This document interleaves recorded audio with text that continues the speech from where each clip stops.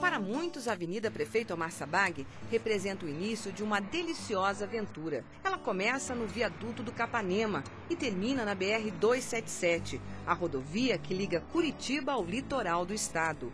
A imagem dos arranha-céus vai ficando para trás. No alto da avenida, a igreja Nossa Senhora de Lourdes é como uma bênção de quem tem como destino a serra e o mar. É ali também que fica um dos principais cartões postais da capital, o charmoso Jardim Botânico, que recebe diariamente milhares de visitantes. O nome da avenida foi dado em homenagem ao prefeito, que morou quase 30 anos nesta casa, nas proximidades da igreja.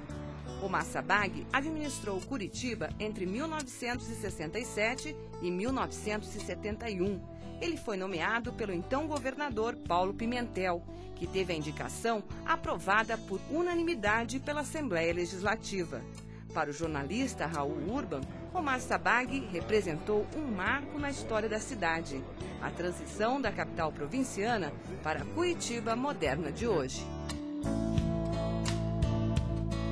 Ele assume ainda no antigo Palácio da Liberdade. Omar Sabag é o último prefeito a governar Curitiba daquele palácio e o primeiro a ocupar uma cadeira, fisicamente falando, neste Palácio 29 de Março, onde nós estamos gravando. Urban, que começou a carreira jornalística na mesma época em que Sabag se tornou prefeito, resolveu escrever um livro sobre o homem, que na visão do escritor foi muito mais um sonhador e idealista do que um político. Provavelmente foi o último a governar uma cidade que também tinha seus sonhos, porque a Curitiba do final dos anos 60 ainda é uma cidade, eu diria até pequena. Tá? Ela é o famoso ponto de encontro em que ele soube promover essa coisa de ele, um técnico que não é político, saber nos abraçar e dizer assim, olha, vivam a cidade que vocês têm, enquanto não só um sonho, mas como algo real, claro, tá? Mas que seja aquilo que vocês queiram para vocês.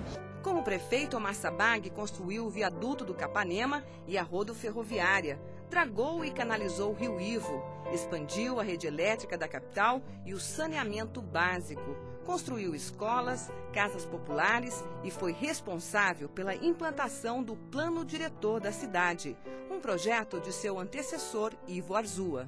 Eu diria que a gestão do meu pai teve um papel importante também ao criar o ambiente necessário para que este plano diretor viesse a ser implementado. Criando, por exemplo, a solução para os problemas de drenagem urbana, que são as obras que costuma-se dizer que ficam enterradas, né, porque elas não são visíveis, são as canalizações, são as retificações. Filho mais velho do casal, Omar e Branca Sabag, Omar tem mais 3 irmãos. Cheio de orgulho, diz que o exemplo do pai foi fundamental em todas as escolhas que fez na vida. Eu sou engenheiro como ele, a minha área de atuação na engenharia é na engenharia sanitária, como ele. Atuo na universidade como professor do curso de engenharia civil na área de saneamento, como ele.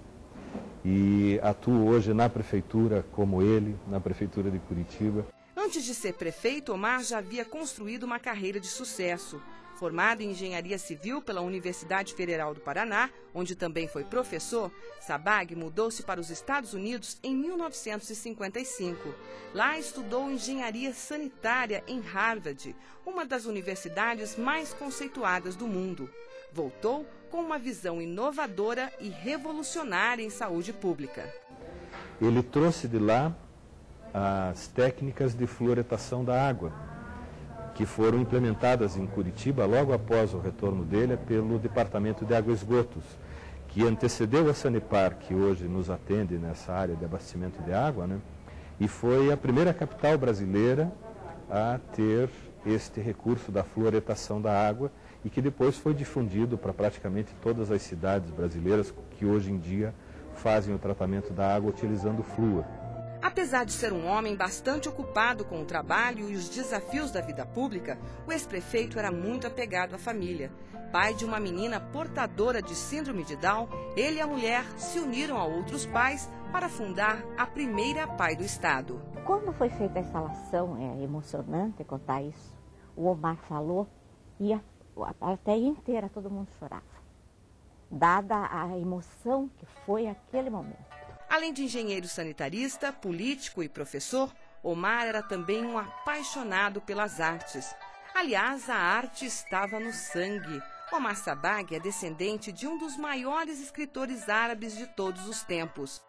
No lado da minha avó, Maria Gibran, ela é sobrinha do Khalil Gibran, do Gibran Khalil Gibran, que foi um grande poeta árabe e que eu tenho a impressão de que ele talvez tenha nos passado um pouco desse lado poético e filósofo com relação à vida. E meu pai, eu acho que teve uma influência forte dessa vertente familiar. Então ele escrevia muito bem. Sabag nasceu em 1923 e faleceu no dia 1º de março de 1987, aos 64 anos. Se meu pai pudesse se descrever como pessoa, eu acho que antes ele se diria um professor. Eu sou um homem do ensino. Depois eu sou um engenheiro, depois eu sou um político. Então acho que ele era, antes de tudo, alguém que procurava transmitir às pessoas conhecimentos e ensinamentos que pudessem lhes ser úteis para a vida. Durante a juventude dele, antes dele ser universitário, ele morava no sobrado, que é o Tigre Royal da Praça Generoso Marques, que fica longitudinalmente ao Palácio da Liberdade, que está em reforma agora. Tá? E consta que do terraço ele olhava aquele palácio e dizia assim, coisa linda aquilo, né? Um dia eu vou entrar lá. Ele nunca imaginou que em 1968 ele entraria como prefeito nomeado. Isso conta um pouco da quase ficção de um homem que na realidade soube fazer de um sonho uma cidade encantada.